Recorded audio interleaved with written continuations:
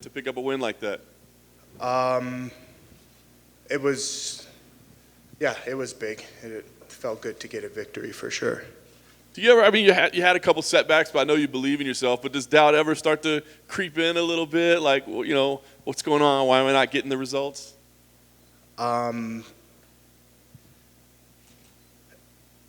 so I'm sure you've interviewed thousands of fighters, and they'd probably all say the same thing. There's no running from things like small doubts and stuff. It just happens. It's a part of competition. It's a part of wanting to be the best. So the answer is yes, but I mean, it really doesn't matter. It's just a part of the game, you know? No question. After that big win, last around 6 months, I guess, have gone by. Was that by design? Was that good? I mean, did you need some time away or want some time away, or is it just the way the schedule worked out? Yeah, I mean, it's kind of always like that. All of my fights are usually split, about 6 months apart. It's pretty normal. Yeah, pretty normal. Let's say, is that a good routine for you? I mean, do you wish they'd book you faster, or do you kind of enjoy being away from the game a little bit? I'm going to say that I enjoy it because I'm used to it. Yeah. Fair enough. What has been the focus in the time since, man? I mean, is there been a particular aspect of your game or maybe even your life outside that you've really been focused on in this past 6 months? Yeah, I think overall the focus has just been to be a better man, like whatever that means to me, and whatever it's just be a better man. Just if that means work harder, if it means treat people differently, if it means save your money, just everything has just been my focus is just, and the question that I ask myself is just how can I be a better man through and through, and it transfers over to training, it transfers over to my romantic life, my family life, everything. So that's just overall been my focus. That's awesome. Was there something that happened that made you come to that realization that you need to ask, or is it just maturing and growing in life? I think it has a lot to do with maturing, realizing just where I'm at right now, fighting in the UFC, what type of legacy or like impact I want to make. How do I want to be perceived? How do I want to handle things like answering media questions and dealing with, just everything that comes with life, Yeah, it's a maturing thing. I think that, I'm just ready to just be better all around in life. I guess maybe just realizing, the sport, it's funny, like your job is to get and fight, but there's so much more to it than that, right? Is that just kind of a realization that just this training every day to get in a cage fight, that's a very little minuscule part of life? Yeah, I think the fighting part is what we do, right? We go and we train a lot of the people who are fighters that, like we chose to step into this and to do this, but all of the other stuff, maybe for some, but the other stuff to me is a bit foreign. Something that, I would like to practice getting used to and embracing, right? Because it's not like every day I'm going to the gym and sitting in front of a table of people answering questions. And there's something that I just spoke to Paul Felder about, and the broadcast crew. They mentioned that I take time to think about what I'm going to say, and it's true because what I say here goes on the record, and I want to make sure that what I say here is true. And if I go back or if somebody says something to me about what I said, that it's like it was honest. Does that make sense? Okay. So yeah, I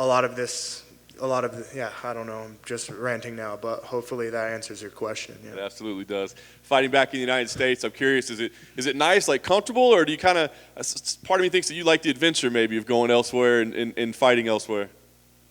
I've never fought else. I mean, I've fought elsewhere, but I enjoy it. I miss Thailand a lot. You know, that place really made a huge impact on my life. And there's a bunch of people there that I love and care about, like family.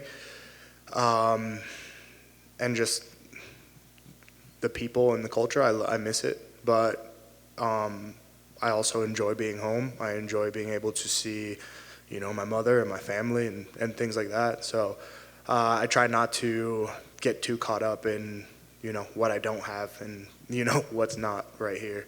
Question. You got this matchup with Carl. Just curious kind of what you think about him as an athlete, as a fighter, what you see in his game. I prefer not to answer the question.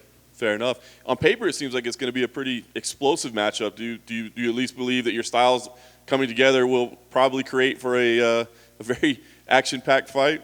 Yeah, I can't answer that one. And I think that the fans will be pleased. Awesome. Last thing for me, I guess, what's the most important thing for you on Saturday? You know, is it registering another victory and getting your hand raised, or is it more just like going out there and performing in a certain way and knowing that you did something that you wanted to do or live to your fullest? I mean, what's most important for you? Victory. Hey, Khalil. Hey. So you acted in your first movie. Just kind of tell us about that, and did you enjoy it? Yeah, so I acted in my first movie just a few months ago.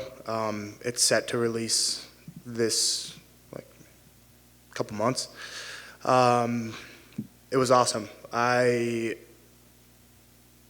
just got a phone call from an acquaintance, actually a direct message from an acquaintance who ran into some directors at a bar, and they were making an MMA movie, and somehow my name got brought up in the conversation.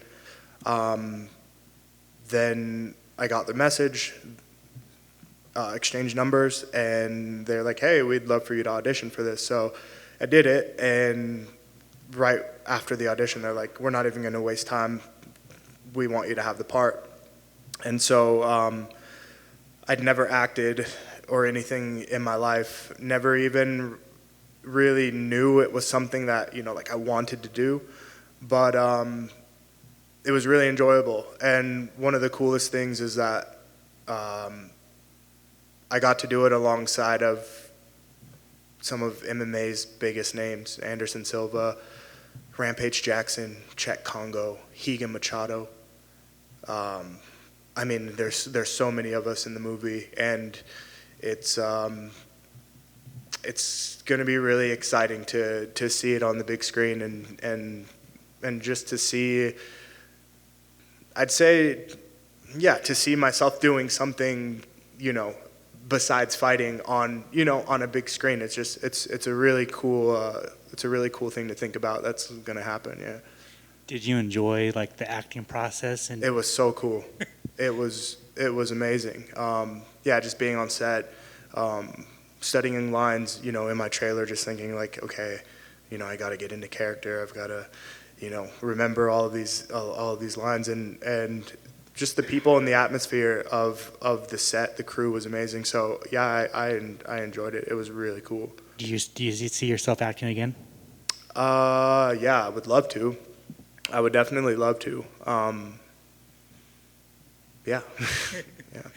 Awesome. And then on another one of your posts, you said that you moved to New York City. Do you live there now? So I spend a good like half and half. I do have a place here in Vegas, and when it's time to train, then, you know, I have all of my belongings in my car and stuff here. But when I'm not training, then yeah, I live in New York, so it's 50-50, yeah. What made the move to New York? So my girlfriend was living there already, and then we were locked down together in Thailand because we were both in Thailand at the same time. So when we decided to come back to America, we just, like, she's like, hey, I still want to live in New York, and I'm like, hey, I still want to live in Vegas. So we just made it work both ways to where we share homes in both places. So you've lived in California, Vegas, Thailand now, New York. Is there like a favorite place you've lived so far? Thailand by far. Yeah, Bangkok, Thailand. Forever, yeah. And then finally for me, on one of your posts, you said that last year that you met a bunch of people from all sorts of backgrounds, graffiti, hip hop, television, mixed martial arts, radio. Who was the coolest person that you met last year? That made you kind of like fanboy out. Wow.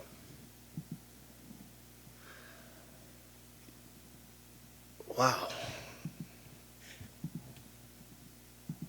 That's really hard because I can't just say one.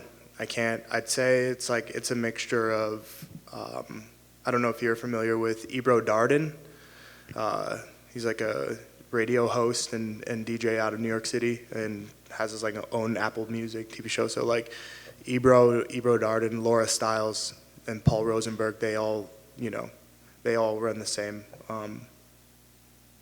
radio station.